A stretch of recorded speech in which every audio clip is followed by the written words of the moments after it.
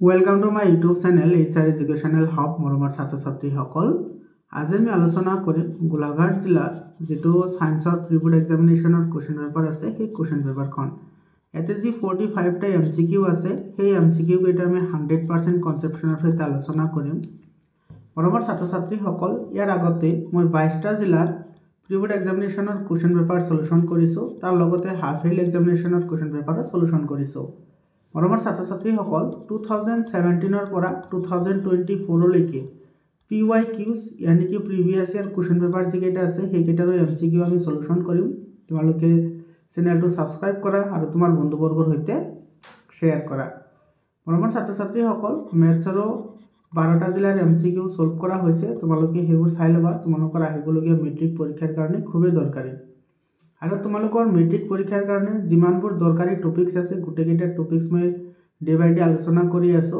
যদি তোমালোকে ভিডিওবোৰ চোৱা নাই প্ৰত্যেকৰে প্লেলিস্ট বনোৱা আছে তোমালোকে ভিডিওবোৰ চাই লবা আমাৰ টাৰ্গেট হৈছে যাতে আমি মেট্ৰিক পৰীক্ষাত 95% তকৈ বেছি নম্বৰ স্কোৰ কৰিব পাৰো তোমালোকে ৰেগুলাৰলি ভিডিওবোৰ চাই থাকিবা আৰম্ভ কৰিছো আজিৰ ভিডিওটো ইয়াতে চোৱা এক নম্বৰ প্ৰশ্নটোত কি কৈছে ইয়াতে from dash fruits are formed মানে তোমাৰ কোৰ পৰা মানে কি হয় আমাৰ ফলৰ উৎপত্তি হয় এটো আমাক খুদিছে তো গৰ্ভাশয়ৰ পৰা কি হয় ফলৰ উৎপত্তি হয় ইয়াৰ বি নম্বৰ অপশনটো কাৰেক্ট অপশন হ'ব অলৰেডি দুই নম্বৰ প্ৰশ্নটো চোৱা কি কৈছে the chemical reaction to form aluminum chloride from aluminum and chlorine is aluminium আৰু ক্লোৰিনৰ পৰা এলুমিনিয়াম ক্লোৰাইড প্ৰস্তুত হোৱা ৰাসায়নিক বিক্ৰিয়াটো কি হ'ব এতে চোৱা যেটো আমাৰ এলুমিনিয়াম ক্লোৰাইড আছে হেতু কেনেদৰে ফৰ্মেশন হয় হেতু আমাক খুদিছে এতে চোৱা এলুমিনিয়াম ক্লোৰাইড ইয়াতে তোমাৰ এলুমিনিয়ামৰ যোজতা হৈছে 3 গতিকে এটো কি হ'ব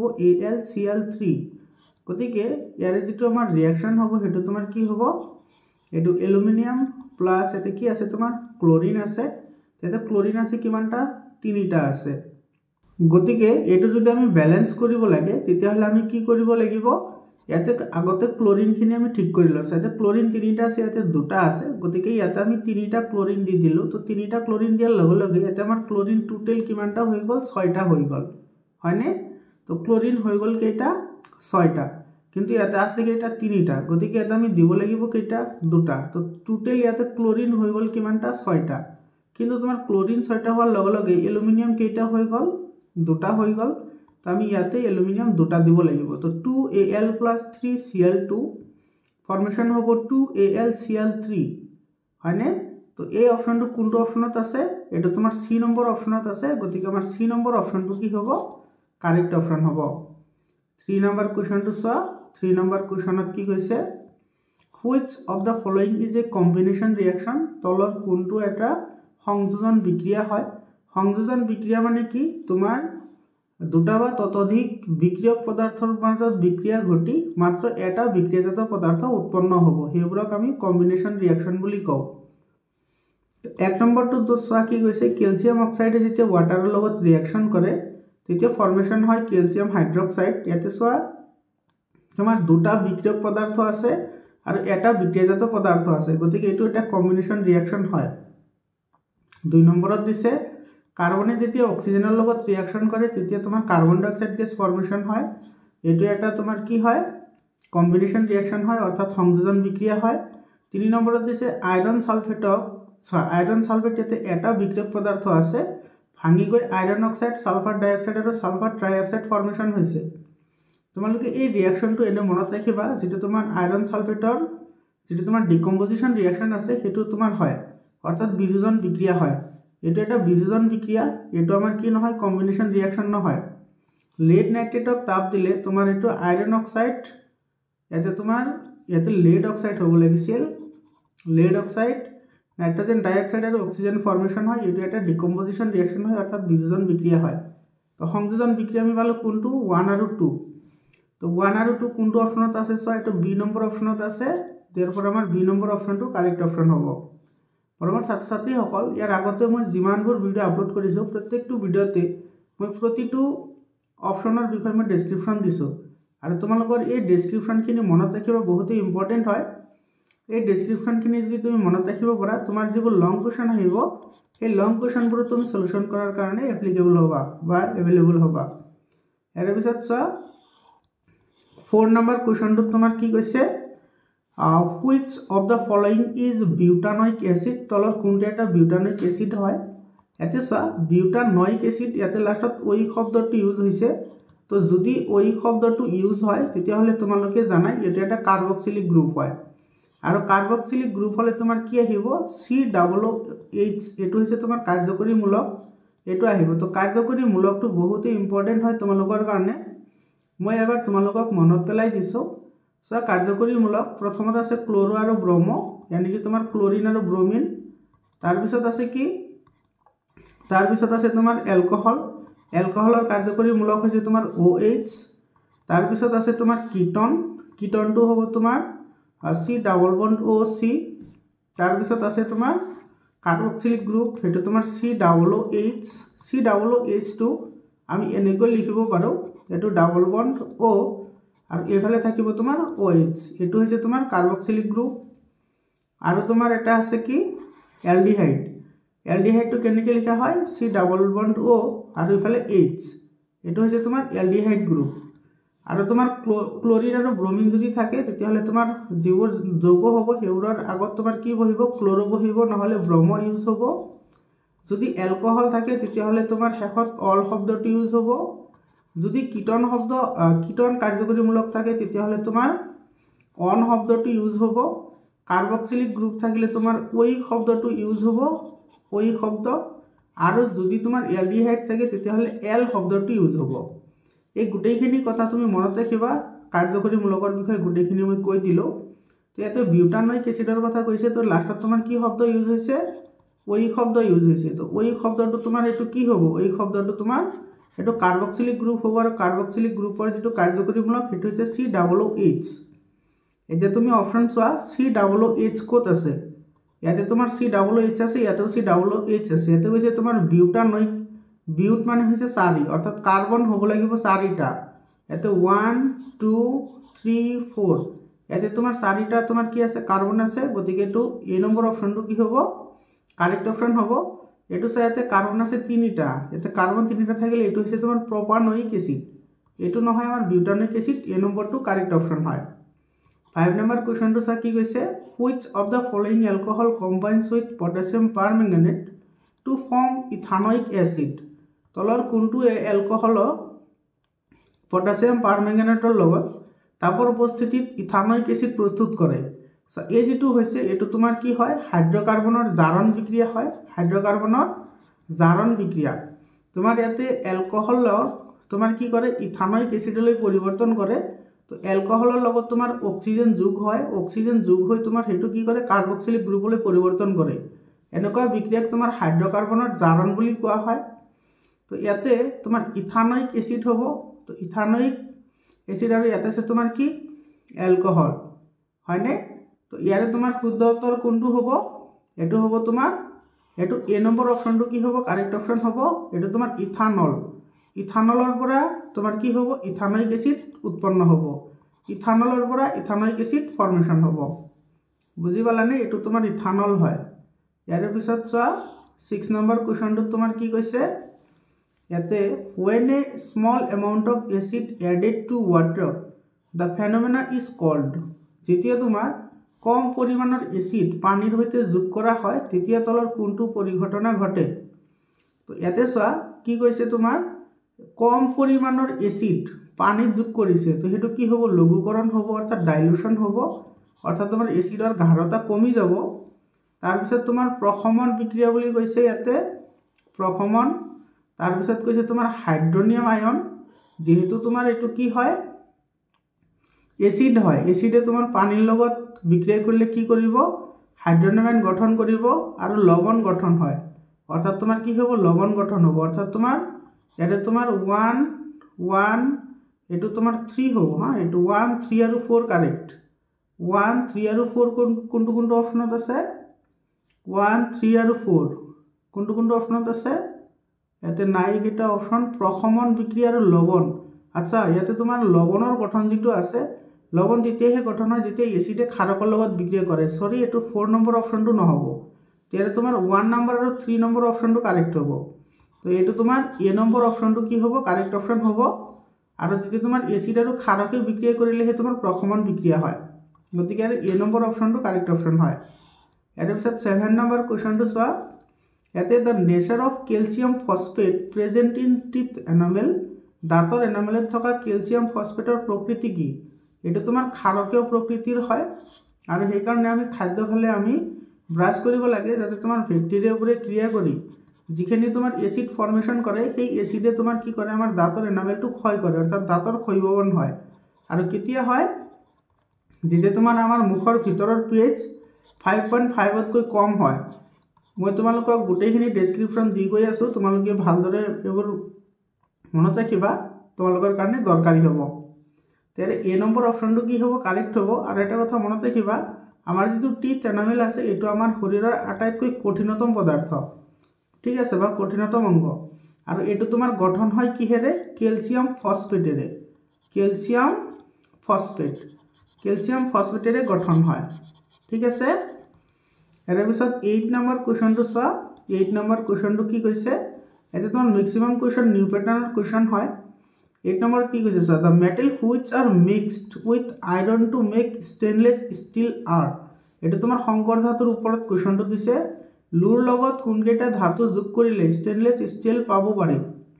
তো চোৱা, যিটো তোমাৰ ষ্টেইনলেছ ষ্টিল আছে, ষ্টেইনলেছ ষ্টিল সেইটো তোমাৰ তিনিটা ধাতু লগ লাগি তোমাৰ কি হয় এই শংকৰ ধাতুটো গঠন হয়। সেইকেইটা কি কি আছিল? সেইকেইটা হৈছে তোমাৰ আইৰণ। ইয়াতে ষ্টেইনলেছ ষ্টিলৰ কথা কৈছে, তো আইৰণটো ইয়াতে আমাৰ দিয়াই আছে। আৰু আছে তোমাৰ কি নিকেল, আৰু আছে কি তোমাৰ ক্ৰমিয়াম। আইৰণ, নিকেল আৰু ক্ৰমিয়াম এই তিনিটা লগ লাগি তোমাৰ কি হয় ষ্টেইনলেছ ষ্টিল গঠন হয়।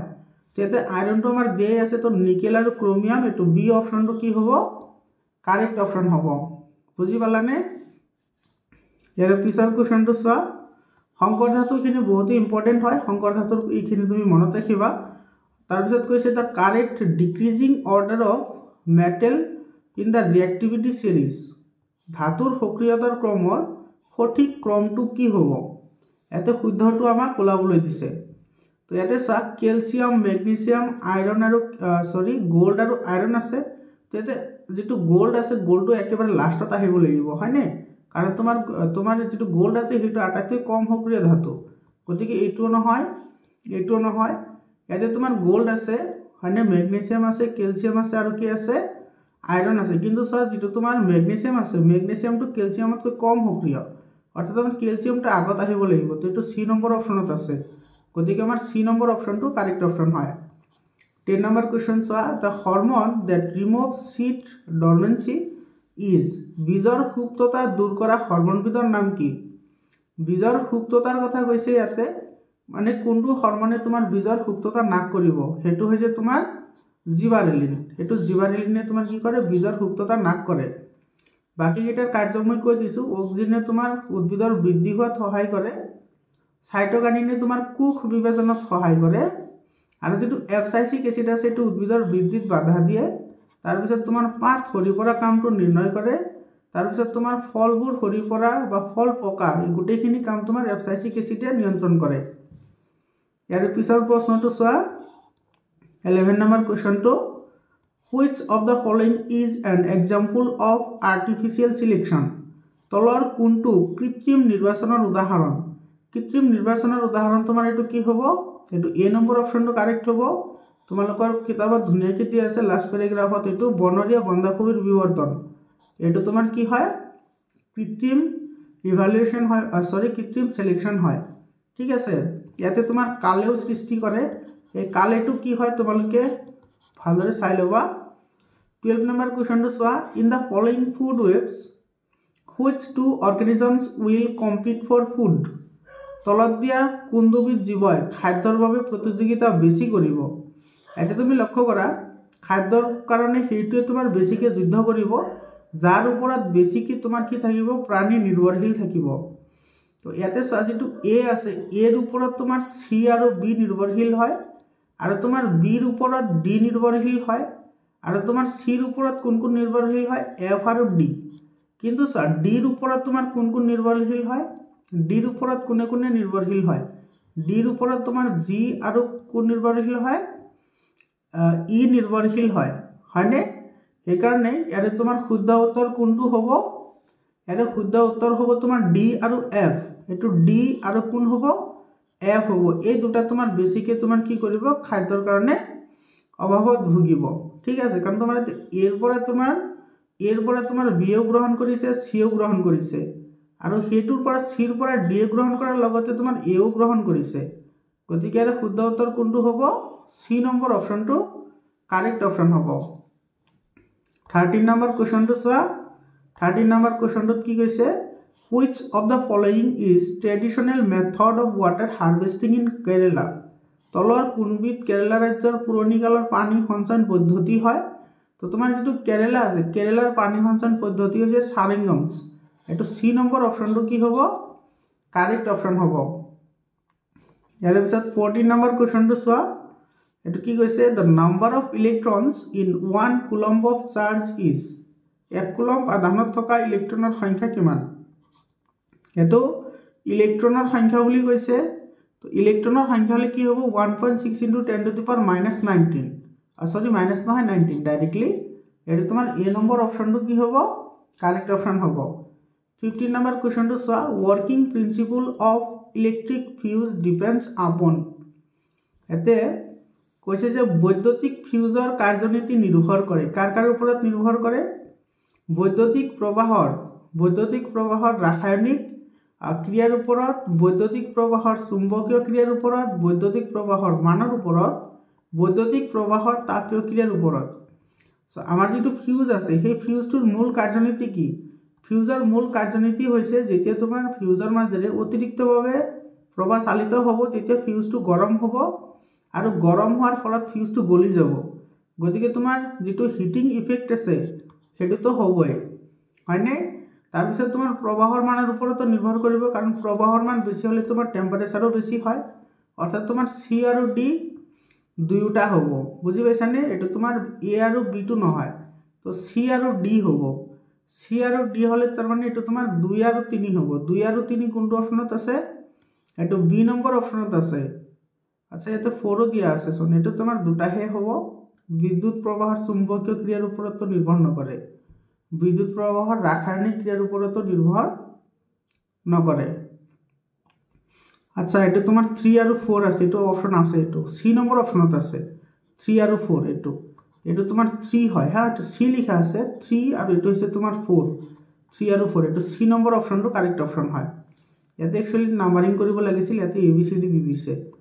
জিকে নহওক ইয়াৰ পিছত চোৱা এটো 16 নম্বৰ কোৱেশ্চনটো তোমাৰ কি কৈছে এটো কৈছে in the circuit diagram given below if I1 I2 and I3 are the current passing through the resistance R1 R2 R3 respectively then the correct relation will be তলৰ বৰ্তনী চিত্ৰত দেখুৱাৰ দৰে যদি I1 I2 আৰু I3 বৈদ্যুতিক প্ৰবাহ যথাক্ৰমে ৰোধ R1 R2 আৰু R3 ৰ মাজেৰে চালিত হয় তেন্তে হিহতৰ মাজৰ সঠিক সম্বন্ধটো কি হ'ব এতে চোৱা আমি ওমৰ সূত্ৰ মতে পাইছো V = কি হয় I R হয় তো ইয়াৰে পৰা তোমাৰ যদি আমি ৰোধ উলাও তেতিয়া হলে কি হ'ব এটো হ'ব তোমাৰ V/I অর্থাৎ যদি V যদি কনস্ট্যান্ট হয় V যদি কি হয় কনস্ট্যান্ট হয় তেতিয়া হলে কি হ'ব I R proportional to 1/I বা তোমাৰ I proportional to 1/R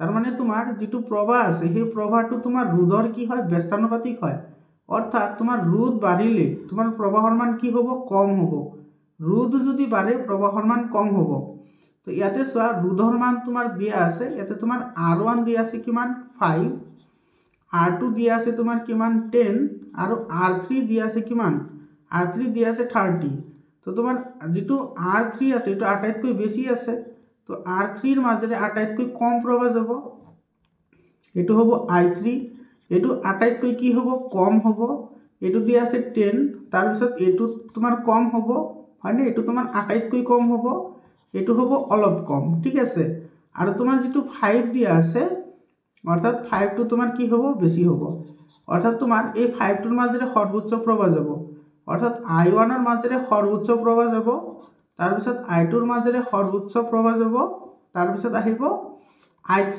অৰ্থাৎ I3 ৰ মাজেৰে সৰ্বোচ্চ কম যাব। গতিকে I1 greater than I2 greater than কি হ'ব I3 হ'ব। গতিকে আমাৰ এ নম্বৰ অপশ্যনটো কি হ'ব কাৰেক্ট অপশ্যন হ'ব। বুজি পালানে? ইয়াৰ পিছৰ প্ৰশ্নটো চোৱা। পিছৰ প্ৰশ্নটো কি কৈছে 17 number কুৱেশ্যনটো the process of removing nitrogenous substances from blood using an artificial kidney is called কৃত্ৰিম বৃক্কৰ সহায়ত নাইট্ৰজেন জাতীয় বৰ্জিত পদাৰ্থ তেজৰ পৰা বাহিৰ কৰা প্ৰক্ৰিয়াটোক আমি কি বুলি কওঁ? এটোক আমাৰ ডায়ালাইসিস বুলি কোৱা হয়। এটো এ নম্বৰ অপশ্যনটো কাৰেক্ট হ'ব। তোমালোকে ডায়ালাইসিসৰ লগত পৰিচিত হয় সকলোৱে। আৰু বেপন যদি তোমাৰ দুটা বেলেগ বেলেগ পদাৰ্থ পৰস্পৰ মিহলি হয় তাক বেপন বুলি কয়। কোনো পদাৰ্থ তোমাৰ সেকি পৃথক কৰাক তোমাৰ পৰিস্ৰাবন বুলি কয়। আৰু তোমাৰ অৰ্ধবেদ্য আৱৰণৰ মাজেৰে পানীৰ গতিৰ যিটো পদ্ধতি আছে অৰ্ধবেদ্য আৱৰণ সেমি পাৰমিয়েবল মেমব্ৰেন তোমালোকে ক্লাস 9 ত পঢ়ি আহিছা। হেতুক আমাৰ কি বুলি কোৱা হয় অসমোসিস অৰ্থাৎ আশ্ৰিতি বুলি কোৱা হয়। এৰ পিছত 18 নম্বৰ কোৱেশ্চন চা কি কৈছে the blood vessels that carry oxygenated blood from the lungs to the heart হাওঁফাওঁৰ পৰা হৃদযন্ত্ৰলৈ বিশুদ্ধ অক্সিজেনযুক্ত তেজ কঢ়িয়াই নিয়া হয়। ইয়াতে চোৱা তোমাৰ এইটো কি কৈছে ধমনী আৰু হীৰাৰ কাৰ্য বহুত ইম্পৰ্টেন্ট হয়। তোমালোকে মনত ৰাখিবা ধমনী আৰু হীৰাৰ যিটো কাম আছে সেইটো মনত ৰাখিবা। ইয়াতে চোৱা তোমাৰ হাওঁফাওঁৰ পৰা হৃদযন্ত্ৰলৈ বিশুদ্ধ তেজ কঢ়িয়াই কোনে ক্লোম হীৰাই অৰ্থাৎ পালমোনাৰী ভেইন যিটো আছে সেইটোৱে। ঠিক আছে। আৰু ধমনীয়ে তোমাৰ কি কৰিব হৃদযন্ত্ৰৰ পৰা অক্সিজেনসমূহ দেহৰ বিভিন্ন অংগলৈ কঢ়িয়াই লৈ যায়। তাৰ বিপৰীতে তোমাৰ হীৰাই কি কৰে বিভিন্ন অংগৰ পৰা তেজসমূহ তোমাৰ হৃদযন্ত্ৰলৈ কঢ়িয়াই লৈ আহে। 19 নম্বৰ কুৱেশ্যনটো চোৱা। 19 নম্বৰ কুৱেশ্যনটোত তোমাৰ কি কৈছে the correct sequence of the following will be তলত দিয়া শুদ্ধ ক্ৰমটো কোনটো হ'ব শুদ্ধ ক্ৰম কোনটো হ'ব সেইটো আমাক ওলাবলৈ দিছে। এতিয়া চোৱা আমাৰ মুখত প্ৰথমতে লালটি ওলাব, তাৰ পিছত তোমাৰ পেপচিন, তাৰ পিছত ট্ৰিপচিন আৰু তাৰ পিছত ওলাব কি তোমাৰ লাইপেজ। গতিকে ইয়াত আমাৰ বি নম্বৰ অপশ্যনটো কি হ'ব কাৰেক্ট অপশ্যন হ'ব। এটো B number option correct option হয়। 20 নম্বৰ কুৱেশ্যনটো চোৱা এডাল দণ্ড চুম্বকৰ দ্বাৰা সৃষ্ট চুম্বকীয় বক্ৰৰেখাৰ শুদ্ধ চিত্ৰটো হ'ল এতে চোৱা যেটো আমাৰ চুম্বক বলৰেখা আছে চুম্বক বলৰেখাবোৰৰ যিবোৰ ধৰ্ম চুম্বক বলৰেখাবোৰৰ ধৰ্মটো বহুত ইম্পৰ্টেন্ট হয়। চুম্বক বলৰেখাবোৰৰ ধৰ্মটো বহুত ইম্পৰ্টেন্ট হয়। তোমালোকে মনত ৰাখা 1 নম্বৰ ধৰ্মটো কি হৈছে চুম্বক বলৰেখাবোৰ হৈছে তোমাৰ বন্ধ বক্ৰৰেখা বন্ধ বক্ৰ ৰেখা।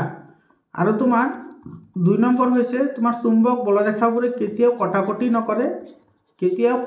নকৰে তাৰ পিছত 3 নম্বৰত হৈছে চুম্বক বলৰেখাবোৰ সদায় তোমাৰ চুম্বকৰ মেৰু অংশত বেছি প্ৰবাল্য থাকে মেৰুত প্ৰবাল্য বেছি হয় কাৰণ তাতে তোমাৰ চুম্বক বলৰেখাবোৰ ঠাকাই থাকে। ঠিক আছে। আৰু তোমাৰ চুম্বক বলৰেখাবোৰে যেটো কেতিয়াও কটাকটি নকৰে এটো ৰিজনটো মনত ৰাখিবা। চুম্বক বলৰেখাবোৰে এই কাৰণে কটাকটি নকৰে কাৰণ চুম্বকে এটা সময়তে দুটা বা বেলেগ বেলেগ দিক কেতিয়াও নিৰ্দেশ কৰিব নোৱাৰে। বুজি পালানে? আৰু তোমাৰ 4 নম্বৰ যেটো আছে 4 নম্বৰটো হৈছে চুম্বক বলৰেখাবোৰ সদায় তোমাৰ নৰ্থৰ পৰা ওলাব আৰু সাউথত যাব অৰ্থাৎ নৰ্থৰ পৰা ওলাব আৰু সাউথত যাব অৰ্থাৎ তোমাৰ উত্তৰ মেৰুৰ পৰা সদায় দক্ষিণ মেৰুলৈ যাব উত্তৰ মেৰুৰ পৰা সদায় দক্ষিণ মেৰুলৈ গতি কৰিব। তো সেই হিচাপে চাবলৈ গ'লে ইয়াতে চোৱা তোমাৰ এইটো নৰ্থৰ পৰা এটো কি কৰিছে তোমাৰ সাউথত আহিছে কিন্তু ইয়াতে তোমাৰ ভিতৰত তোমাৰ একো দিয়া নাই হয়নে? তো এটো নহব তোমাৰ এটো দিছে সাউথৰ পৰা নৰ্থ এটোতো নহয়। আৰু এইফালে চোৱা ইয়াতে তোমাৰ নৰ্থৰ পৰা সাউথ এইখিনি ঠিকে আছে কিন্তু ইয়াতে তোমাৰ আকৌ কি কৰিছে সাউথৰ পৰা নৰ্থ ডাইৰেকশনত দি দিছে সেই কাৰণে তোমাৰ এটো কি হ'ব নহব। ইয়াতে সি নম্বৰ অপশ্যনটো হ'ব সি নম্বৰ অপশ্যনটো আছে নৰ্থৰ পৰা সাউথত আহিছে আৰু ভিতৰতো তোমাৰ নৰ্থৰ পৰা সাউথৰ ফালে গতি কৰিছে গতিকে আমাৰ সি নম্বৰ অপশ্যনটো কাৰেক্ট অপশ্যন হ'ব। 21 নম্বৰ কোৱেশ্চনটো চোৱা 21 নম্বৰ কোৱেশ্চনত কি কৈছে at the center of a magnet the magnetism is এডাল দণ্ড চুম্বকৰ কেন্দ্ৰত মই মাত্ৰ ক'লে যেটো কেন্দ্ৰ থাকে দণ্ড চুম্বকৰ এনেকুৱা তোমাৰ দণ্ড চুম্বক এই দণ্ড চুম্বকৰ এটো ধৰা তোমাৰ নৰ্থ আৰু এটো কি সাউথ। তো তোমাৰ নৰ্থৰ পৰা এনেকৈ ওলাই সাউথত যাব, নৰ্থৰ পৰা ওলাই সাউথত যাব, হয়নে? কিন্তু ইয়াৰে যিটো তোমাৰ মাজভাগ আছে, একেবাৰে যিটো মিড পইণ্ট আছে, তাতে তোমাৰ চুম্বকৰ প্ৰাবল্য কি হয়? 0 হয়। গতিকে এইটো এ নম্বৰ অপশ্যনটো কাৰেক্ট অপশ্যন হ'ব। আৰু তোমাৰ যিটো সাইড আছে, অৰ্থাৎ পোল আছে বা মেৰু আছে, সেই মেৰুত তোমাৰ চুম্বকৰ প্ৰাবল্য আটাইতকৈ বেছি হয় আৰু তোমাৰ কেন্দ্ৰত 0 হয়। 20 নম্বৰ কুৱেশ্যনটো চোৱা। 20 নম্বৰ কুৱেশ্যনত কি কৈছে? এইটো ডেছ এ ডেছ সাৰফেচ এবজৰ্বছ মোৰ হিটছ এজ কম্পেয়াৰ্ড টু ডেছ সাৰফেচ। এইটো তোমালোকৰ যিটো সৌৰ সোলাৰ কোষ আছে, সৌৰ সোলাৰ কোষ, হয়নে? সোলাৰ কুকাৰৰ যিটো কাৰ্যনীতি, সোলাৰ কুকাৰৰ যিটো কাৰ্যনীতি, সেই কাৰ্যনীতিৰ পৰাই প্ৰশ্নটো দিছে। সোলাৰ কুকাৰৰ কাৰ্যনীতি য'ত তোমাৰ দিয়া আছে, তাৰ প্ৰথম সেন্টেন্সটো এইটো হয়। প্ৰথম সেন্টেন্স সেইটো তোমাৰ কি হ'ব? এখন কৃষ্ণকায় পৃষ্ঠই, কৃষ্ণকায় মানে হৈছে তোমাৰ কলা পৃষ্ঠই তোমাৰ বগা পৃষ্ঠৰ তুলনাত কি কৰে? বেছি তাপ শোষণ কৰে। সেইকাৰণে তোমাৰ যিটো সোলাৰ কুকাৰ আছে, সোলাৰ কুকাৰত তোমাৰ গোটেইখিনি পাৰ্ট তোমাৰ ব্লেক হয়। ঠিক আছে? তো এইটো তোমাৰ কোনটো অপশ্যন কাৰেক্ট হ'ব? তো এখন কলা পৃষ্ঠই, এইটো কলা আৰু বগা পৃষ্ঠৰ তুলনাত বেছি তাপ শোষণ কৰে। এইটো বি নম্বৰ অপশ্যনটো কাৰেক্ট অপশ্যন হয়। 23 নম্বৰ কুৱেশ্যনটো চোৱা। 23 নম্বৰ কুৱেশ্যনত কি কৈছে? In hydroelectric power plant more power can be generated if water falls from a greater height because. এটা জলবিদ্যুৎ প্ৰকল্পত অধিক উচ্চতাৰ পৰা পানী পৰিবলৈ দিলে অধিক বৈদ্যুতিক শক্তি উৎপাদন কৰিব পাৰি। ইয়াৰে ৰিজন কি? ইয়াৰে ৰিজন হৈছে তোমাৰ যিমানে উচ্চতা বাঢ়িব, তোমালোকে ক্লাছ 9ত পঢ়ি আহিছা, MGH ফ'ৰ্ছে তোমাৰ কি কৰিব? কাম কৰিব তলফালে। তো ইয়াতে যিটো তোমাৰ H আছে, H যিমানে বাঢ়িব তাৰ যিটো পটেনশিয়েল এনাৰ্জি অৰ্থাৎ তোমাৰ EP ইজিকুৱেল টু কি আছিল? MGH, এইটো সদায় বাঢ়িব, হয়নে? এইটো সদায় বেছি হ'ব যদি তোমাৰ Hৰ মানটো বেছি হয়। তো এইটো যিমানখিনি তোমাৰ স্থিতি শক্তি বাঢ়িব সিমানেখিনিয়ে তোমাৰ কি হ'ব? ইয়াৰ যিটো কাইনেটিক এনাৰ্জি আছে, এইটো হৈছে তোমাৰ হাফ mv²। তো MGH টো তোমাৰ ডাইৰেক্টলি কি হ'ব? হাফ mv² কনভাৰ্ট হ'ব। তো যদি mg যিমান হ'ব, ইয়াতে তোমাৰ হাফ mv² সিমানে হ'ব, কিন্তু অপজিট ডিৰেকশ্যনত হ'ব। গতিকে তোমাৰ হাইট বাঢ়িলে তোমাৰ স্থিতিশক্তি বাঢ়িব, আৰু স্থিতিশক্তি বাঢ়িলে গতিশক্তি বাঢ়িব, আৰু গতিশক্তি যদি বাঢ়ে তেতিয়াহ'লে তোমাৰ তাতে কি হ'ব? যিটো টাৰবাইন থাকিব সেইটো বেছি জোৰেৰে ঘূৰিব, আৰু টাৰবাইন বেছি জোৰেৰে ঘূৰিলে তোমাৰ বেছি পৰিমাণৰ শক্তি কি হ'ব? উৎপন্ন হ'ব। বুজি পালানে? তো সেই সাপেক্ষে চাবলৈ গ'লে ইয়াতে চোৱা, বি নম্বৰ অপশ্যনটো কাৰেক্ট অপশ্যন হয়। বৃহৎ পৰিমাণৰ স্থিতিশক্তি গতিশক্তিলৈ কি হ'ব? ৰূপান্তৰিত হ'ব। B number option correct option. ইয়াৰ পিছত 24 নম্বৰ কুৱেশ্যনটো চোৱা। The diameter of the reflecting surface of spherical mirror is called. গোলাকাৰ দাপোনৰ প্ৰতিফলক পৃষ্ঠৰ ব্যাসক তাক কি বুলি কোৱা হয়? এইটো গোলাকাৰ দাপোনৰ ডায়মিটাৰ, আচ্ছা, গোলাকাৰ দাপোনৰ প্ৰতিফলন পৃষ্ঠৰ ব্যাস যিটো আছে, প্ৰতিফলন পৃষ্ঠৰ ব্যাসক কি বুলি কম আমি? প্ৰতিফলন পৃষ্ঠৰ ব্যাস। এইটো এনেকৈ যদি আমি আঁকো, এইটো তোমাৰ হৈছে F, এইটো হৈছে C, হয়নে? তো এইখিনি হৈছে ফকাছ দৈৰ্ঘ্য, এইখিনি হৈছে ফকাছ দৈৰ্ঘ্য। তো এইখিনি হৈছে ব্যাস, এইখিনি C হৈছে তোমাৰ এইটো ভাস্কেন্দ্ৰ। 24 নম্বৰ এইটো ভাস্কেন্দ্ৰ হয়। আৰু সেইটোক তোমাৰ এই যিটো ভাস্কেন্দ্ৰ আছে, ভাস্কেন্দ্ৰক তোমাৰ কি বুলি কয়? ভাস্কেন্দ্ৰক তোমাৰ গবাক্ষ ছিদ্ৰ বুলিও কয়, গবাক্ষ ছিদ্ৰ, হয়নে? গবাক্ষ ছিদ্ৰ বুলিও কয়। তো ইয়াৰ বি নম্বৰ অপশ্যনটো কাৰেক্ট হ'ব, বি নম্বৰটো। ইয়াৰ পিছত তোমাৰ 25 নম্বৰ কুৱেশ্যনটো চোৱা। The focal length of the human eye lens increases when ciliary muscles. মানুহৰ চকুৰ লেন্সখনৰ ফকাছ দৈৰ্ঘ্য বাঢ়ে যেতিয়া চিলিয়াৰী পেশীবোৰ কি হয়? ইয়াতে চোৱা, এইটো যিটো তোমাৰ উপযোজন ক্ষমতা আছে, সেই উপযোজন ক্ষমতাৰ যিটো পেৰাগ্ৰাফ আছে, সেই পেৰাগ্ৰাফৰ পৰা এই কুৱেশ্যনটো দিছে। মৰমৰ ছাত্ৰ ছাত্ৰীসকল, কোনকেইটা টপিক তোমালোকৰ ইম্পৰ্টেণ্ট হয়, গোটেইকেইটা টপিক মই অলৰেডি মেনশ্যন কৰি ভিডিঅ' বনাইছোঁ, 3টা ভিডিঅ' বনাইছোঁ। তোমালোকে সেই ভিডিঅ' 3টা চাই ল'বা, কোনকেইটা মেইন টপিক হয়। আৰু মই যিহেতু তোমাৰ অসমৰ ভিতৰত আটাইতকৈ বেছি প্ৰি বোৰ্ড এক্সামিনেশ্যনৰ কুৱেশ্যন পেপাৰ আৰু হাফ ইয়েৰলি এক্সামিনেশ্যনৰ কুৱেশ্যন পেপাৰ ছল্ভ কৰিছোঁ, সেই সাপেক্ষে এইবোৰ এনালাইচিছ কৰিয়ে তোমালোকক সেই ভিডিঅ'বোৰ দিছোঁ। তোমালোকে সেই ভিডিঅ'বোৰ চাই ল'বা, বহুতে ইম্পৰ্টেণ্ট হয়। তো তোমাৰ চিলিয়াৰী পেশীবোৰ তোমাৰ কেনেকুৱা হ'লে তোমাৰ ফ'কাছ দৈৰ্ঘ্যটো বৃদ্ধি হ'ব। তো চিলিয়াৰী পেশী যেতিয়া তোমাৰ শিথিল অৱস্থাত থাকে তেতিয়া তোমাৰ ফ'কাছ দৈৰ্ঘ্য বাঢ়ে, আৰু ফ'কাছ দৈৰ্ঘ্য বাঢ়িলে তোমাৰ কি হয়, লেন্সখন ক্ষীণ হয়। তেতিয়া এ নম্বৰ অপশ্যনটো কি হ'ব, কাৰেক্ট অপশ্যন হ'ব। 26 নম্বৰ কুৱেশ্যনটো চোৱা। 26 নম্বৰ কুৱেশ্যনত কি কৈছে, ইয়াতে a doctor has prescribed a correction lens of power plus 1.5 dioptre. Nature and focal length of that lens are. ইয়াতে ডাক্তৰ এজনে দিয়া বিধান সংশোধনীমূলক লেন্সৰ ক্ষমতা প্লাছ 1.5 ডায়োপ্টাৰ। ইয়াতে চোৱা 1.5 ডায়োপ্টাৰ দিয়া আছে আৰু এইটো দিয়া আছে তোমাৰ পজিটিভ। তো পজিটিভ ফ'কাছ দৈৰ্ঘ্য পজিটিভ কাৰ হয়, ফ'কাছ দৈৰ্ঘ্য পজিটিভ হয় তোমাৰ উত্তল লেন্সৰ। কাৰ? উত্তল লেন্সৰ। আৰু তোমাৰ অৱতল লেন্সৰ ফ'কাছ দৈৰ্ঘ্যটো নিগেটিভ হয়। এতিয়া দিয়া আছে তোমাৰ ক্ষমতা, মই ফ'কাছ দৈৰ্ঘ্যৰ কথা কিয় কৈ আছোঁ, কাৰণ তোমাৰ P = 1/f হয়। F যদি নিগেটিভ হয় পিও নিগেটিভ হ'ব, F যদি পজিটিভ হয় পিও পজিটিভ হ'ব। বুজি পাইছানে? কাৰণ তোমাৰ যিটো লেন্সৰ ক্ষমতা আছে সেইটো ডাইৰেক্টলি তোমাৰ কাৰ লগত ৰিলেটেড হয়, ফ'কাছ দৈৰ্ঘ্যৰ লগত ৰিলেটেড হয়। বুজি পালানে? তো ইয়াতে যিখন তোমাৰ লেন্স আহিব, লেন্সখন উত্তল হ'ব, আৰু উত্তল লেন্সক আমি কি বুলি কওঁ, অভিহাৰী লেন্স বুলিয়ে কওঁ। আৰু ফ'কাছ দৈৰ্ঘ্যটো তোমাৰ কি আহিব, পজিটিভ আহিব। তো ইয়াতে অভিহাৰী লেন্স, আৰু ইয়াতে দিছে তোমাৰ এইটো ওলাই লওক বাৰু। এইটো চা পি দিয়া আছে কিমান, 1.5। তো ইয়াতে তোমাৰ ফ'কাছ দৈৰ্ঘ্য কি হ'ব, ফ'কাছ দৈৰ্ঘ্য = 1/1.5 হ'ব, হয়নে? তো 1/1.5 হ'লে এইটো তোমাৰ হয়, এইটো তোমাৰ F = 1/f হ'ব। তো এইটো তোমাৰ 10 কি হ'ব, 15 হ'ব। 10/15 হ'লে তোমাৰ কি আহিব, পইণ্ট আহিব। পইণ্ট আহিলে এইটো পইণ্ট আহিলে ইয়াতে তোমাৰ 100 আহি যাব, আৰু এইটো 15 6 = 90, ইয়াতে থাকিব 10, পইণ্ট দিলে আহিব 0, আকৌ আহিব 6। তো 0.6666 এনেকৈ তোমাৰ কি কৰিব, ওলাই থাকিব, হয়নে?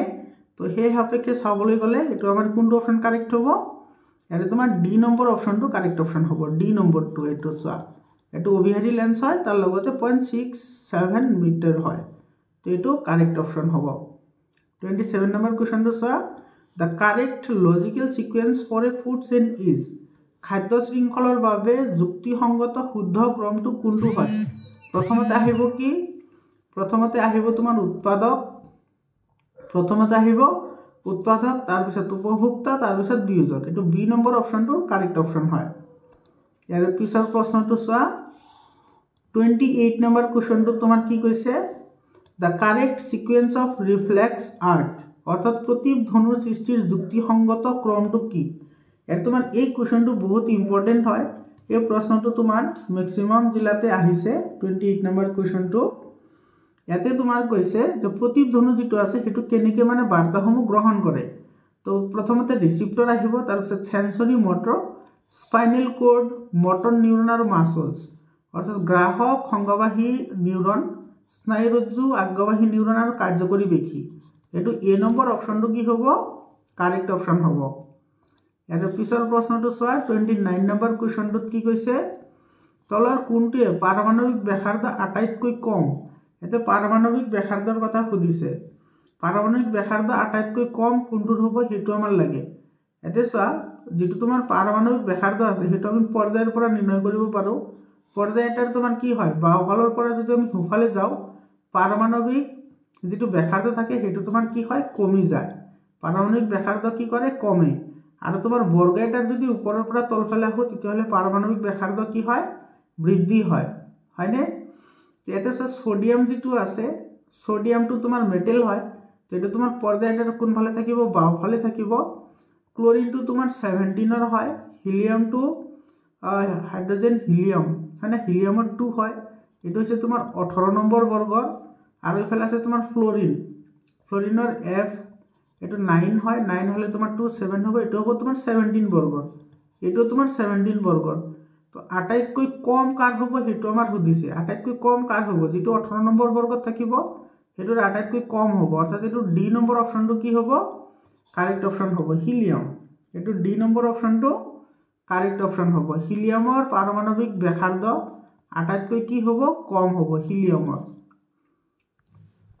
বুজি পাইছানে ইয়াৰ পিছত তোমাৰ 30 নম্বৰ কোৱেশ্চনটো চোৱা 30 নম্বৰ কোৱেশ্চনটোত কি কৈছে 30 নম্বৰ কোৱেশ্চনটো চোৱা কি কৈছে ইয়াতে element X forms a chloride with formula XCl2 which is a solid with high melting point X can be এটা মৌল X এ ক্লোৰিনৰ লগত লগ লাগি XCl2 এটো চা XCl2 যৌগ গঠন কৰে যেটো উচ্চ গলনাঙ্ক বিশিষ্ট গোটা পদাৰ্থ তো X কি হ'ব এতে তুমি লক্ষ্য কৰা এতে তোমাৰ X ৰ যোজ্যতা কোনে ল'ব ক্লোৰিনে ল'ব আৰু ক্লোৰিনৰ যোজ্যতা কোনে ল'ব X এ ল'ব তো তুমি ইয়াতে ক্লিয়াৰলি দেখা পাই আছা যে তোমাৰ ক্লোৰিনৰ যেটো নাম্বাৰ হেতু তোমাৰ দুটা আছে অৰ্থাৎ X ৰ যেটো ভ্যালেন্সি এই X ৰ ভ্যালেন্সিটো তোমাৰ কিমান হৈ আছে ইয়াতে 2 হৈ আছে X ৰ ভ্যালেন্সি কিমান হৈ আছে 2 হৈ আছে তোমালোক ক্লাস 9 ত পঢ়িছা যে X ৰ ভ্যালেন্সি যদি 3 হয় আৰু Y ৰ ভ্যালেন্সি যদি 4 হয় তেতিয়া হলে এটো Y তোমাৰ X ৰ ভ্যালেন্সি লয় আৰু X এ Y ৰ ভ্যালেন্সি ল'ব অৰ্থাৎ তোমাৰ এটো হ'ব তোমাৰ X4 Y3 যৌগটোৰ সংকেত হ'ব X4 Y3 তো এইটো লজিকত তুমি যদি চাবলৈ যোৱা তেতিয়া হলে X ৰ যেটো যোজ্যতা হেতু ক্লোৰিনে লৈ বহি আছে আৰু ক্লোৰিনৰ যোজ্যতা কোনে ল'ব হেতু X এ ল'ব তো ক্লোৰিনৰ যোজ্যতা হৈছে 1 আৰু X ৰ যোজ্যতা হৈছে 2 তো ইয়াতে চোৱা যিকেটা তোমাৰ এলিমেন্ট দিয়া আছে এটো সিলিকনৰ যোজ্যতা হৈছে তোমাৰ 4 ম্যাগনেসিয়ামৰ যোজ্যতা হৈছে 2 আৰ্গনৰ যোজ্যতা হৈছে 0 আৰু সোডিয়ামৰ যোজ্যতা হৈছে 1 তো ইয়াতে তোমাৰ 2 কাৰ আছে ম্যাগনেসিয়ামৰ আছে গতিকে ম্যাগনেসিয়ামটো কাৰেক্ট অপশন হ'ব বুজি পালানে 31 নম্বৰ কোৱেশ্চনটো চোৱা 31 নম্বৰ কোৱেশ্চনটো এটো তোমাৰ মিলাবলৈ দিছে এটো স্তম্ভ 1 আৰু স্তম্ভ 2 লগত মিলাব দিছে তোমাৰ এই যিবোৰ মিলোৱা আছে সেই মিলোৱাবোৰত তোমালোকে এটা ট্ৰিক ইউজ কৰিবা হেতু হৈছে তোমাৰ প্ৰথমটো চাবা তাৰ পিছত অপচন চাবা যদি প্ৰথমটো অপচন চাই কিছুমান আছে তোমাৰ ডাইৰেক্টলি এটাৰ লগতে মিলে কিছুমান তোমাৰ প্ৰথমটো আৰু লাষ্টৰটোৰ লগত মিলে এনেকৈ যদি চোৱা যেহেতু তোমাৰ এমসিকিউৰ কাৰণে টাইম কম দিব তোমালোকে সহজতে মিলাব পাৰিবা ঠিক আছে তো সব প্ৰথমটো আছে দ্বি বিভাজন অৰ্থাৎ দ্বৈত বিভাজন কোনে কৰে দ্বৈত বিভাজন কৰে এমিবাই অৰ্থাৎ তোমাৰ p2 আহিব কাৰ লগত 2 নম্বৰৰ লগত এতিয়া তুমি অপচন কেইটা চোৱা ইয়াতে আছে p2 ইয়াতে আছে p2 কিন্তু ইয়াতে p4 আছে গতিকে এটো নহয় ইয়াতে আছে p4 গতিকে এই দুটা তো এনে ক্যান্সেল আউট হৈ গল এই দুটা মান নহব তো এতিয়া মানে ইজি হৈ গল না তো তোমাৰ এটা আৰু দুটাহে অপচন থাকি গল এৰ পিছত লাষ্টৰটো চোৱা লাষ্টৰটো আছে কি তোমাৰ বিভঙ্গন অর্থাৎ ফ্র্যাগমেন্টেশন কোনে করে বিভঙ্গন করে তোমার 4p হেলায়ে বিভঙ্গন কোনে করে 4p হেলায়ে করে অর্থাৎ তোমার ইয়াতে s আছে s কার লগত আহিব 3 নম্বৰৰ লগত আহিব এটো s আছে 3 নম্বৰৰ লগত ইয়াতে s আছে 4 নম্বৰৰ লগত গতিকে এই অপশনটো নহব গতিকে আমাৰ বাকি ৰল এটোৱে গতিকে সি অপশনটো কারেক্ট হ'ব তুমি বাকি দুটা না জানিলেও কারেক্ট হ'ব পুনৰ্জীৱনটো কোনে কৰে পুনৰ্জীৱনটো প্লেনেৰিয়াই কৰে অৰ্থাৎ q2 আহিব 4 ৰ লগত এটো q4 আছে আৰু তোমাৰ এটো আছে আংগিক বিস্তাৰণ কোনে কৰে দুপটেঙাই কৰে অৰ্থাৎ ব্ৰায়োফাইলেমে কৰে গতিকে তোমাৰ r আহিব 1 ৰ লগত এটো r 1 ত আছে গতিকে আৰে c নম্বৰ অপশনটো কি হ'ব কাৰেক্ট অপশন হ'ব বুজি পালানে ইয়াৰ পিছত তোমাৰ 32 নম্বৰ কোৱেশ্চনটো চোৱা এটো তোমাৰ মিলাবলৈ দিছে এতে তোমাৰ সব প্ৰথমত কি দিছে প্লাস্টাৰ অফ পেৰিছ অৰ্থাৎ POP প্লাস্টাৰ অফ পেৰিছ আমি কাক কও যদি আধা পানীৰ হৈতে ক্যালসিয়াম সালফেট থাকে গতিকে তোমাৰ এটো আহিব 4 ৰ লগত p2 আহিব 4 p4 আহিব এতে p2 আছে এতে p1 আছে গতিকে এই দুটা তো এনে ক্যান্সেল আউট হৈ গল তো c আৰু d বাকি ৰল তাৰ পিছত আমি লাষ্টৰটো চাম ঠিক আছে বেকিং সোডাটো কি হয় সোডিয়াম হাইড্ৰোজেন কাৰ্বনেট হয় এটো সোডিয়াম হাইড্ৰোজেন কাৰ্বনেট অৰ্থাৎ s আহিব 2 ৰ লগত এতে s2 কত আছে ইয়াতে তোমাৰ s3 আছে গতিকে এটো ক্যান্সেল হৈ গল ইয়াতে s2 আছে গতিকে আমাৰ d অপশনটোৱে কাৰেক্ট হ'ব d নম্বৰ অপশনটোৱে কাৰেক্ট অপশন হয় বুজি পালানে আৰু তোমাৰ ব্লিচিং পাউডাৰটো ক্যালসিয়াম অক্সিক্লোৰাইড হয় ব্লিচিং পাউডাৰটো ক্যালসিয়াম অক্সিক্লোৰাইড অৰ্থাৎ এটো আহিব তোমাৰ 1 ৰ লগত r আহিব 1 ৰ লগত এটো r1 আছে আৰু তোমাৰ আছে এই তিনটে আছে না আৰু কাপুৰদা সোডাটো সোডিয়াম কাৰ্বনেট হয় কাপুৰদা সোডাটো হৈছে সোডিয়াম কাৰ্বনেট এটো আহিব 3 ৰ লগত অৰ্থাৎ q আহিব 3 এটো আছে q3 গতিকে d অপশনটো কাৰেক্ট অপশন হয় 33 নম্বৰ কোৱেশ্চনটো চোৱা 33 নম্বৰ কোৱেশ্চনটো এটো মিলাবলৈ দিছে প্ৰথমত আছে কি তোমাৰ মেডুলা হয়নে প্ৰথমত আছে মেডুলা তো তোমাৰ মেডুলাই কি কাম কৰে মেডুলাই তোমাৰ শ্বসন কাম নিয়ন্ত্ৰণ কৰে এটো আহিব 3 নম্বৰৰ লগত এটো কাৰ লগত আহিব 3 ৰ লগত আহিব p3 কত আছে হেতু চোৱা এটোত নাই এইটোতো নাই, গতিকে তোমাৰ এইটোতো এনেই কেঞ্চেল হৈ গ'ল। তো বাকী হ'ল চি আৰু ডি, গতিকে চি হ'ব নহ'লে ডি হ'ব। তো তোমাৰ ইয়াতে আছে পিটুইটাৰী গ্ৰন্থি। পিটুইটাৰী গ্ৰন্থি তোমাৰ গ্ৰোথ হৰমন নিঃসৰণ কৰে। তো সেইকাৰণে এইটো তোমাৰ কি হ'ব, এইটো তোমাৰ 1 নম্বৰৰ লগত আহিব, এছ আহিব 1ৰ লগত। S1 ক'ত ক'ত আছে চোৱা, S1 এটাতে আছে, সেইটো হৈছে এইটো। গতিকে আমাৰ ডি নম্বৰ অপশ্যনটো কি হ'ব, কাৰেক্ট অপশ্যন হ'ব চেৰিব্ৰাম। চেৰিব্ৰামে তোমাৰ কি কৰে, লালটি ওলোৱা অৰ্থাৎ তোমাৰ যিবোৰ আমাৰ অনৈচ্ছিক ক্ৰিয়া আছে সেইবোৰ তোমাৰ নিয়ন্ত্ৰণ কৰে। আৰু চেৰিবেলামে তোমাৰ যিবোৰ ঐচ্ছিক ক্ৰিয়া আছে যেনেকুৱা শৰীৰৰ ভংগিমা আৰু সমতা, তো এইটো তোমাৰ কিউ আহিব 2ৰ লগত। ইয়াতে তোমাৰ কিউ আহিব 2ৰ লগত, মানে Q2 ইয়াতে দিয়া নাইচোন। ইয়াতে তাৰপিছত তোমাৰ এইটো আৰ চোৱাচোন, চেৰিব্ৰামে তোমাৰ কি কৰিব, লালটি লোৱা 4 নিৰ্ধাৰণ কৰিব। আচ্ছা এইটো আছে, গতিকে এইটো 2 আছে, এইটো R2, গতিকে তোমাৰ ডি অপশ্যনটোৱে কাৰেক্ট অপশ্যন হ'ব। 34 নম্বৰ কুৱেশ্যনটো চোৱা, এইটো তোমাৰ মেথছ দ্য ফলোইং দিছে। নৱীকৰণযোগ্য শক্তিৰ উৎস, নৱীকৰণযোগ্য কোনটো হয়, নৱীকৰণযোগ্য ইয়াতে তোমাৰ দিছে জীৱাশ্ম ইন্ধন, এইটো বতাহ হ'ব। এইটো আহিব তোমাৰ 1 নম্বৰটো আহিব কিউৰ লগত, 1 নম্বৰটো কিউ, গতিকে এইটো 1 নম্বৰটো এছ আছে, এইটোও নহয়। 1 নম্বৰটো তোমাৰ আৰ আছে, এইটো নহ'ব, গতিকে হয় এ হ'ব নহ'লে ডি হ'ব।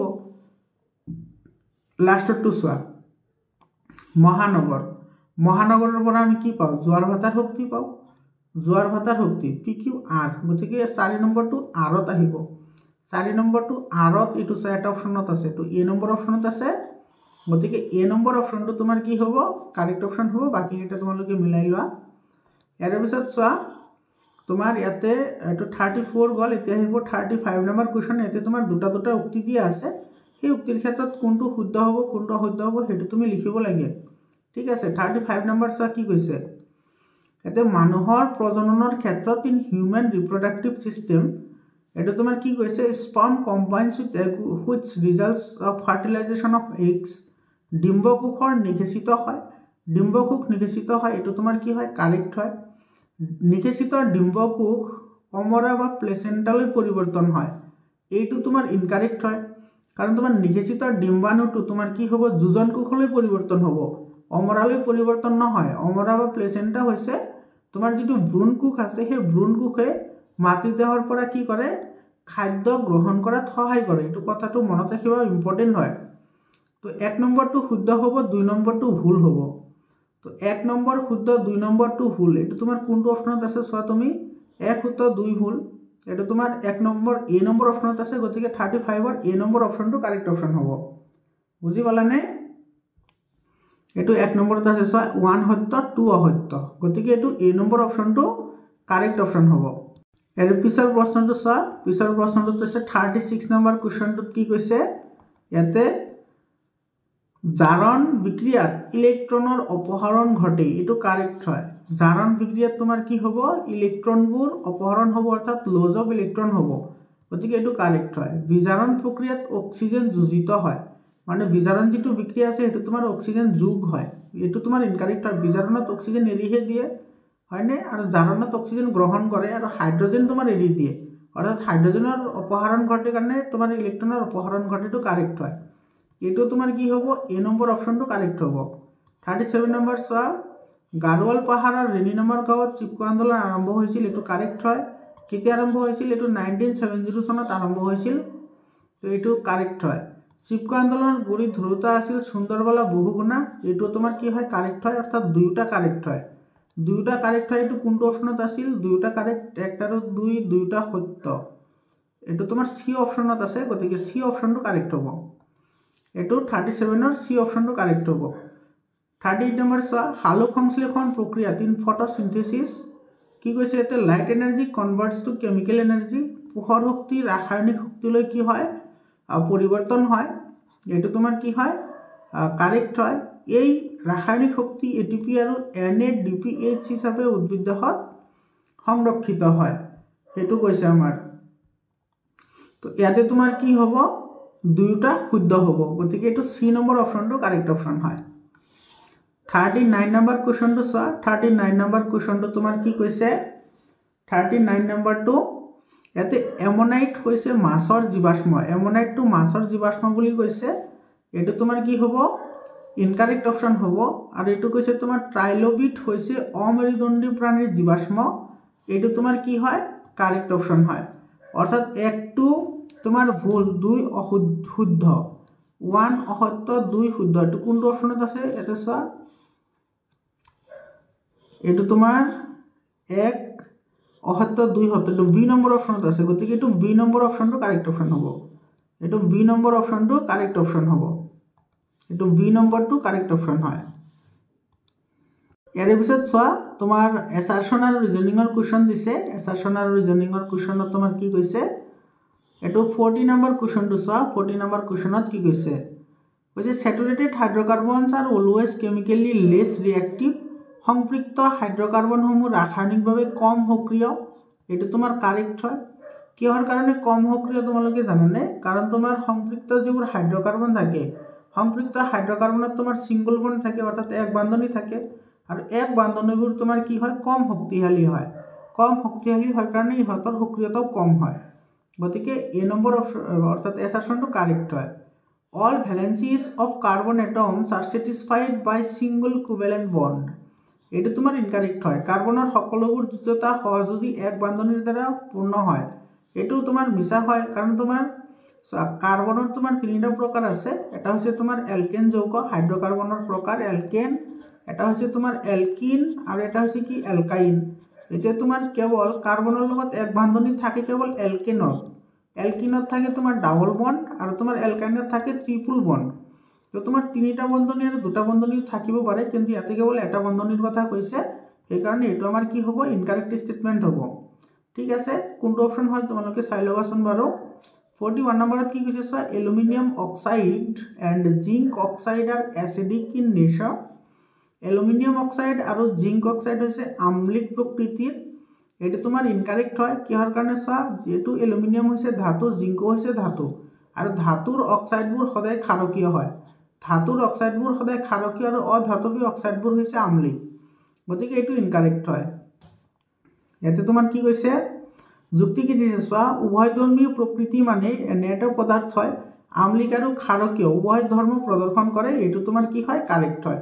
উভয়ধৰ্মী অক্সাইড আমি কাক কওঁ, যিয়ে তোমাৰ এচিড আৰু ক্ষাৰক দুটাৰে ধৰ্ম প্ৰদৰ্শন কৰিব পাৰে, অৰ্থাৎ দুটাৰ লগত বিক্ৰিয়া কৰি পানী আৰু লৱণ উৎপন্ন কৰে, সেইবোৰক আমি উভয়ধৰ্মী অক্সাইড বুলি কওঁ।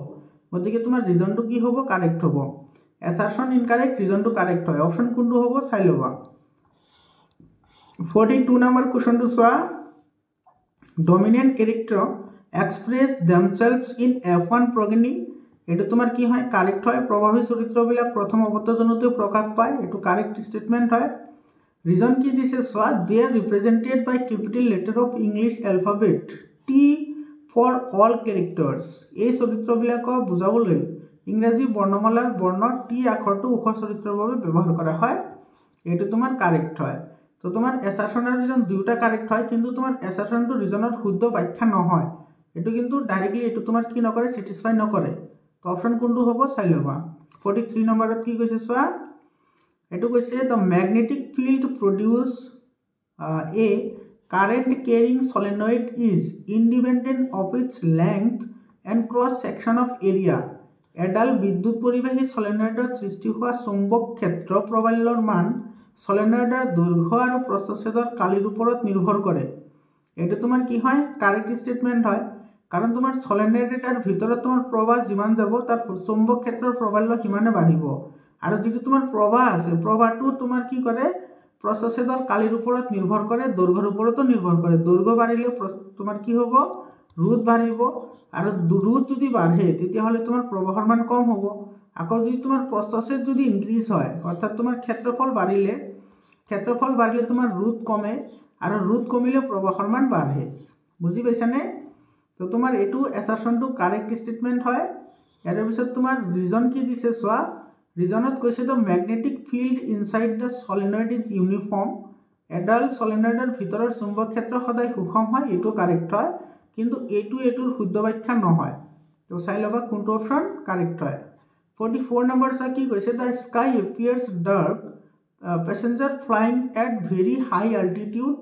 অতি উচ্চতাৰে উৰা মৰা বিমানৰ যাত্ৰীসকলে আকাশখন আন্ধাৰ যেন লাগে, এইটো কাৰেক্ট হয়। কিহৰ কাৰণে আন্ধাৰ হয়, তাতে তোমাৰ বায়ুমণ্ডল নাথাকে কাৰণে তাতে পোহৰৰ প্ৰতিসৰণ ঘটিব নোৱাৰে বুজি পালানে তো ইয়াৰে কোনটো অপশন কাৰেক্ট হ'ব ইয়াৰে এটো ৰিজনটো কি দিছে চোৱা ৰিজনটোত কৈছে তোমাৰ যে পোহৰৰ বায়ুমণ্ডলীয় প্ৰতিসৰণৰ বাবে এনেকুৱা হয় তো প্ৰতিসৰণটো ঘটিবই নোৱাৰে কাৰণ অতি উচ্চতাত তোমাৰ কি নহয় পোহৰ বিক্ষেপিত নহয় প্ৰতিসৰণ নহয় তো এইটো তোমাৰ ইনকাৰেক্ট হয় এছাৰশন কাৰেক্ট হয় ৰিজনটো ইনকাৰেক্ট হয় কোনটো অপশন কাৰেক্ট হ'ব চাই লবা 45 নম্বৰ কোৱেশ্চনটো তোমাৰ কি কৈছে চোৱা এতে কৈছে convex mirror enables to view wider area than a plane mirror এখন সমতল দাপোন ব্যৱহাৰ কৰিলে দেখা অঞ্চলতকৈ উত্তল দাপোন ব্যৱহাৰ কৰিলে দেখা পোৱা অঞ্চলৰ পৰিসৰ বেছি হয় এটো কাৰেক্ট হয় আৰু ৰিজনটো কি দিছে চোৱা উত্তল দাপোন বাহিৰলৈ বেকা হোৱাৰ বাবে দৃষ্টিক্ষেত্ৰ বহল হয় এটো কাৰেক্ট হয় আৰু এটো তোমাৰ শুদ্ধ বাক্য হয় যেহেতু তোমাৰ অলপমান বাহিৰ ফালে এনেকুৱা বেকা সেই কাৰণে ইয়াৰে যেটো তোমাৰ দৃষ্টিক্ষেত্ৰ সেই দৃষ্টিক্ষেত্ৰ বহুত বেছি হয় আৰু সেই কাৰণে আমি বহুতখিনি বস্তু আমি চাব পাৰো সৰু এটা দাপোনৰ সহায়তে গতিকে এছাৰশনটো কাৰেক্ট হয় ৰিজনো কাৰেক্ট হয় এছাৰশনটো ৰিজনৰ শুদ্ধ বাক্যও হয় ঠিক আছে মৰমৰ ছাত্ৰ ছাত্ৰীসকল এইকেইটা আছিল তোমাৰ এমসিকিউজ এই এমসিকিউবোৰ তোমাৰ নিউ প্যাটাৰ্নৰ হয় আৰু এই এমসিকিউবোৰ বহুতই ইম্পৰ্টেন্টও হয় এতিয়া চোৱা তোমালোকৰ ইয়াতে যিকেইটা লং কোৱেশ্চন আছে লং কোৱেশ্চন কেইটা বহুতই ফেভাৰেবল কোৱেশ্চন হয় লং কোৱেশ্চন কেইটাও তোমালোকে সলিউশন কৰিবা আৰু তোমালোকৰ যদি লং কোৱেশ্চনৰ সলিউশন লাগে তোমালোকে কমেন্ট কৰি জনোৱা মই লং কোৱেশ্চনো তোমালোকক সলিউশন কৰি দি দিম মৰমৰ ছাত্ৰ ছাত্ৰীসকল তোমালোকৰ ভিডিওটো কেনেকুৱা লাগিল কমেন্ট কৰি জনাবা আৰু তোমালোকৰ প্ৰিপাৰেচন কেনেকুৱা চলি আছে হেটো জনাবা আজিৰ কাৰণে এইখিনিয়ে আকৌ লগ পাম বেলেগ এটা ভিডিওলৈ ধন্যবাদ